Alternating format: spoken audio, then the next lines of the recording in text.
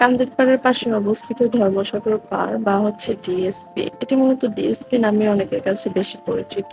ত্রিপুরার রাজা ধর্মমাণিক্য প্রথম 1458 খ্রিস্টাব্দে ধর্মসাগর দিঘি খনন করেন। তিনি মূলত এই দিঘি খনন করেন স্থানীয় মানুষের পানির ব্যবস্থা করার জন্য। প্রায় 23 একক জায়গা নিয়ে ধর্মসাগর দিঘিটির অবস্থান। চারপাশে সবুজ গাছপালা ও মনোরম পরিবেশ রয়েছে, যা এটিকে আরো বেশি আকর্ষণীয় করে তুলেছে।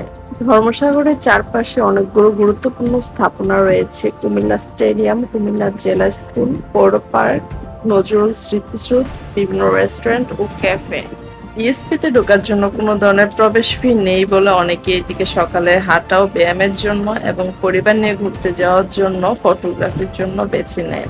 ধর্মসাগর শুধু জলাধার না, এটি একটি সামাজিক মিলনমেলা। উৎসব, ঘোরাঘুরি, প্রেম, ভালোবাসা, বন্ধুত্ব সবকিছু স্মৃতি এখানে জড়িত। সেপ্টেম্বর-অক্টোবরের সময় মাছের উৎসবও হয় এখানে। আধুনিক ওয়াকওয়ে, ঝুলন্ত বিচ, সৌন্দর্য বৃদ্ধির জন্য সরকার প্রায় 48 কোটি টাকার প্রকল্প হাতে নিয়েছে।